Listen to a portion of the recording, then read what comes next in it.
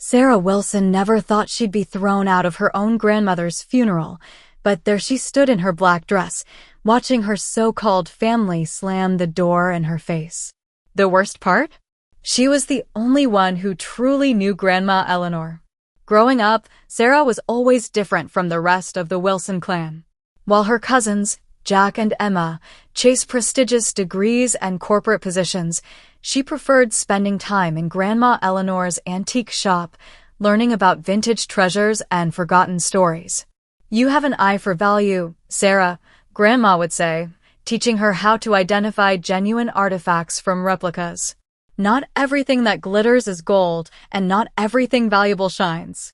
Her parents never understood their bond. "You're wasting your time with old junk," her mother would scoff. Look at Emma, already a junior executive at 25, and Jack with his MBA from Harvard. But Grandma Eleanor saw something in Sarah that nobody else did. While her family measured success in degrees and bank accounts, she taught Sarah about legacy, integrity, and the true meaning of wealth. The Wilsons weren't always about corporate ladders and stock portfolios, she'd tell her, her eyes twinkling. "We built our fortune by understanding real value, in things others overlooked." Sarah didn't know then that those lessons would become her greatest inheritance. The day Grandma Eleanor passed, something in her family changed. The thin veneer of civility cracked, revealing the ugly greed beneath. They couldn't even wait until after the funeral to start fighting over her estate.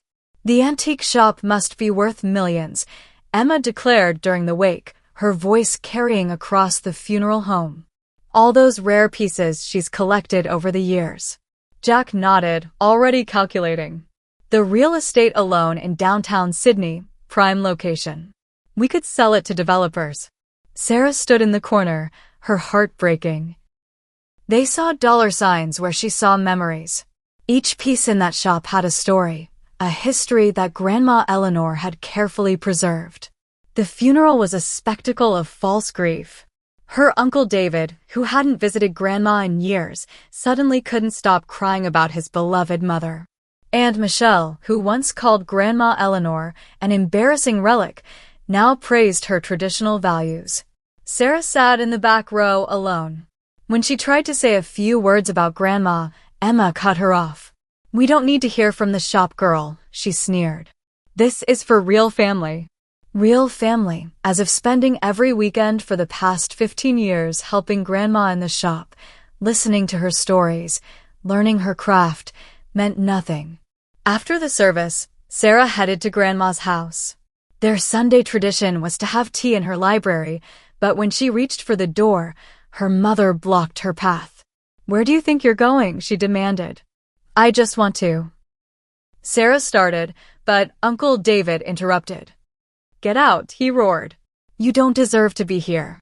You're not even a real Wilson, just some charity case Eleanor felt sorry for." The word stung, but not as much as watching her family nod in agreement. Even her father remained silent, avoiding her eyes. "Grandma Eleanor was the only real family I had anyway," Sarah said quietly, turning away from their hateful stares. Emma's laughter followed her down the steps. "Enjoy going back to your little shop job. Some of us have real careers to manage." They had no idea that Grandma's shop cleared 7 figures monthly in online rare antique sales. She had modernized the business years ago, building a global clientele while maintaining the quaint storefront as a cover. But Sarah kept that knowledge to herself, just as Grandma had taught her. 2 days later, Mr. Thompson, Grandma's lawyer for over 30 years, called an emergency meeting to read the will. The entire family gathered in his mahogany-paneled office, already dividing the spoils in their minds. Sarah almost didn't go, but something in Mr. Thompson's voice when he called a hint of satisfaction made her curious. She arrived last, taking a seat near the door. Emma and Jack sat front and center, while her parents and aunts and uncles filled the expensive leather chairs. The tension in the room was thick enough to cut with a knife. Mr. Thompson cleared his throat, adjusting his wire-rimmed glasses. "Before we begin, Mrs. Wilson, Eleanor, left specific instructions about the reading of her will. He pulled out an envelope sealed with dark red wax bearing Grandma's distinctive E insignia. She asked that I read this letter first. The room fell silent as he broke the seal. My dearest family, if you're hearing this, I've finally taken my last antiquing trip. Don't waste money on an elaborate funeral. We both know most of you are only there to ensure your place in this will. Emma shifted uncomfortably in her seat. For years, I've watched this family forget what truly matters. You've replaced values with valuations, character with careers. You've become so focused on status that you've lost sight of substance. But one person remembered. One person understood what I was trying to preserve wasn't just a collection of antiques, but a legacy of understanding true worth. Sarah's heart pounded as Mr. Thompson continued reading. To my family who measures success in dollars, congratulations, you're about to learn exactly how much you've lost.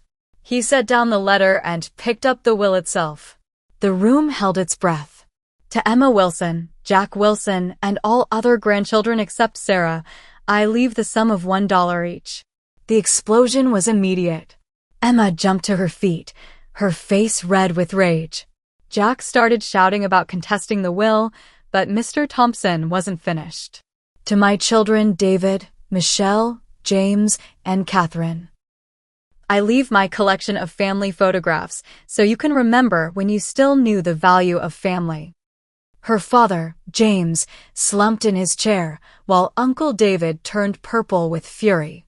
This is a joke, Aunt Michelle screeched. Where's the real will? Mr. Thompson held up his hand for silence.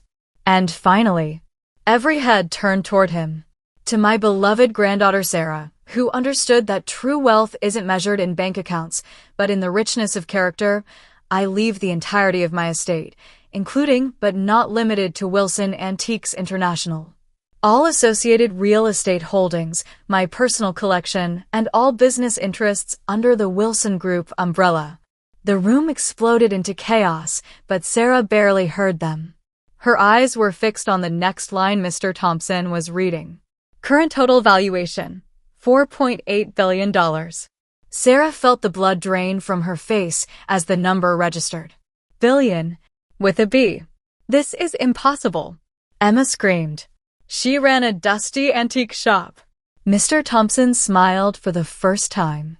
Actually, Mrs. Eleanor Wilson was one of the most successful international antiquities dealers in the world. The shop was just the tip of the iceberg. He turned to Sarah. Miss Sarah, your grandmother left instructions to meet privately to discuss the full extent of your inheritance. Shall we say tomorrow morning? Sarah nodded, still unable to speak. As she stood to leave, her mother grabbed her arm. Sarah, sweetheart, we need to talk about this as a family. Sarah gently removed her hand. Family? You threw me out of her funeral 2 days ago, remember? The look of desperate calculation in her mother's eyes made her sick. Sarah turned to Mr. Thompson. Is there anything else for today? He shook his head. The rest can wait until tomorrow. As she walked to the door, she heard Emma's shrill voice. This isn't over. We'll contest it. Sarah paused, her hand on the doorknob, and looked back at her family, these strangers who shared her blood but had never shared her heart. Grandma Eleanor always said, the true value of something isn't in its price tag, but in how much you're willing to invest in understanding it. She met each of their eyes. You never took the time to understand her or me. The door clicked shut behind her, leaving them with nothing but the echo of their own greed. Walking down the street, she pulled out her phone and opened the last text she'd received from Grandma Eleanor just days before she passed.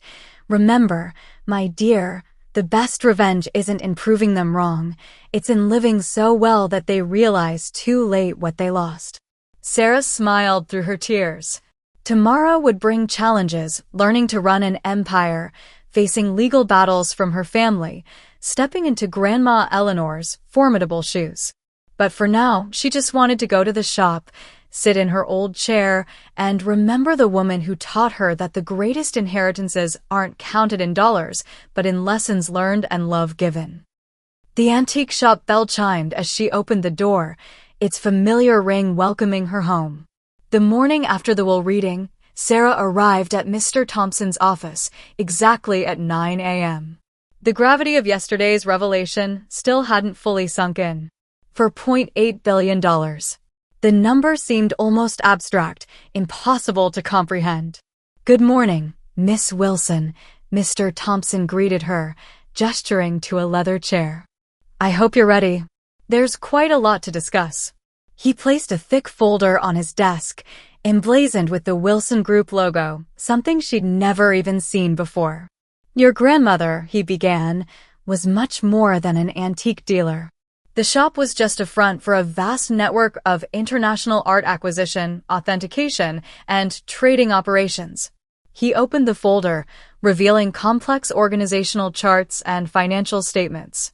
Wilson Group operates in 43 countries, with offices in London, Dubai, Hong Kong, and Sydney. "You're now the owner of one of the largest private art and antiquities conglomerates in the world." Her head spun. "But how did no one know about this?" Mr. Thompson smiled. "Your grandmother was a master of discretion. She operated through dozens of shell companies and subsidiaries. The public face was always just the charming old lady with her antique shop." He pulled out another document. "She left this for you, a letter explaining everything." With trembling hands, Sarah opened the envelope. "My dearest Sarah, if you're reading this, you've just discovered that your eccentric grandmother wasn't quite what she seemed. Don't be angry that I kept this from you. Secrecy was necessary, not just from the family, but from the world. The Wilson Group isn't just about buying and selling antiques. We protect history, preserve culture, and sometimes, when necessary, rescue priceless artifacts from those who would destroy or exploit them. Remember that Ming vase you helped me authenticate last summer? It wasn't just a simple verification job. We were preventing an international smuggling ring from flooding the market with counterfeits. I've watched you grow, learn, and develop the perfect combination of skills needed for this work: your eye for detail, your instinct for authenticity, and, most importantly, your understanding that value isn't just about money. You're ready for this, even if you don't feel like you are. Love, Grandma Eleanor. P.S. Check the hidden compartment in my desk at the shop. The red ledger will explain everything else." Sarah looked up at Mr. Thompson. "Did you know all this time?" He nodded. "I've been your grandmother's lawyer for 30 years. I helped her build this empire in secret, and now I'm here to help you." Just then, his office phone buzzed. "Sir, the Wilson family is here, all of them. They're demanding to speak with you." Mr. Thompson raised an eyebrow at Sarah. "Your call, Miss Wilson.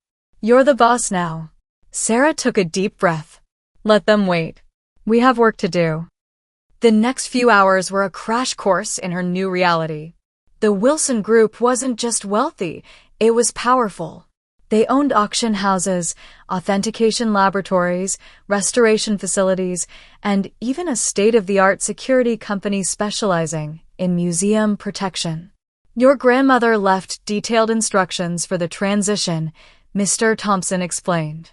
"She's been preparing for this for years. All key executives have been briefed. They're expecting you." Her phone hadn't stopped buzzing all morning. Texts and calls from family members poured in. "Mom, Sarah, please be reasonable.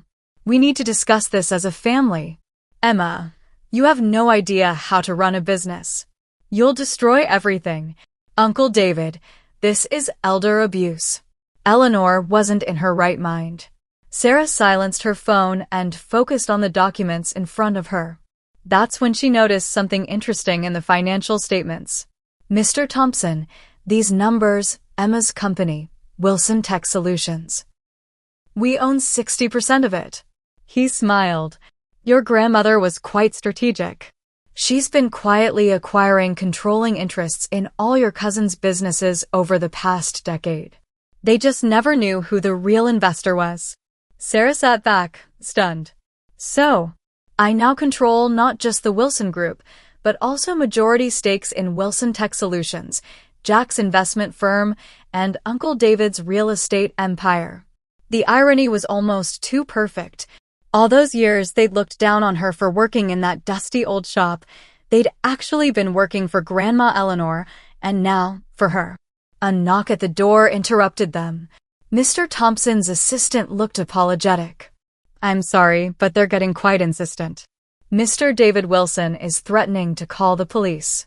Sarah stood up. It's time to face them. Walking into the waiting room felt like entering a lion's den. Her entire family sat there, faces twisted with rage and desperation. Finally, Uncle David boomed. "This farce has gone on long enough." Emma jumped up. "We've already called our lawyers. We're contesting the will on grounds of mental incompetency." Sarah held up her hand for silence. The gesture, so reminiscent of Grandma Eleanor, actually made them pause. "Before you waste money on lawyers, there are some things you should know." She turned to Emma. "Wilson Tech Solutions received $100 million in investment capital last year through Phoenix Ventures. Did you never wonder who was behind that fund?" Emma's face went pale. "And Jack, that mysterious angel investor who saved your firm during the market crash? That was Grandma Eleanor." Jack sank into his chair. "Uncle David, remember when you almost lost everything in 2020? Who do you think bought up your debt and negotiated with the banks?" The color drained from his face as realization dawned. "Grandma Eleanor didn't just leave me an antique shop. She left me controlling interest in everything, including your companies." The silence was deafening. Her mother stepped forward, her voice honey-sweet. "Darling, this is exactly why we need to handle this as a family. You need our help to manage all this." Sarah met her eyes. "Like you helped me at the funeral? Or when you threw me out of Grandma's house?" "We were emotional," she pleaded. "You have to understand." "I understand perfectly. You thought I was worthless because I didn't fit your definition of success. Now that I control the purse strings, suddenly I'm family again." Sarah picked up her bag and headed for the door. "Mr. Thompson will be in touch with your respective boards of directors. I suggest you all focus on running your companies well. I'd hate to have to make any management changes." "You can't do this," Emma shrieked. "You don't know the first thing about business." Sarah paused at the door. "No? I helped build a billion-dollar empire right under your noses, and none of you even noticed. Imagine what I can do now that I don't have to hide." The door closed on their stunned faces. Outside, her phone buzzed with a text from an unknown number. Opening it revealed a photo, Grandma Eleanor standing in front of an impressive building in London. Another text followed, "Welcome to Wilson Group HQ, Miss Wilson. The executive team is ready for you whenever you'd like to begin." Sarah smiled, remembering all those lessons in the shop, all those hours learning about authenticity and value. Grandma Eleanor hadn't just been teaching her about antiques, she'd been preparing her for this moment. Time to show the world what the real Sarah Wilson could do. The first 6 months leading the Wilson Group taught Sarah more than a decade of working in the antique shop, though she now understood that every lesson Grandma Eleanor had given her was preparation for this moment. Her first day at the London headquarters was surreal. The quaint antique dealer had run her empire from a stunning Victorian building in Mayfair, its austere exterior hiding ultramodern offices within. Lucy Chin, Grandma's executive assistant for 20 years, met her at the door. "Miss Wilson," she smiled warmly. "Eleanor told us you'd be ready." The executive team gathered in the boardroom, seasoned professionals who had helped build this empire from the shadows. They'd all been briefed years ago about the succession plan. While her family saw her as the shop girl, these people had been prepared to accept her as their new leader. "Your grandmother left detailed briefings about every aspect of the operation," Lucy explained, handing her a sleek tablet, including contingency plans for your family's likely reactions. Sarah scrolled through the files, amazed at Grandma Eleanor's foresight.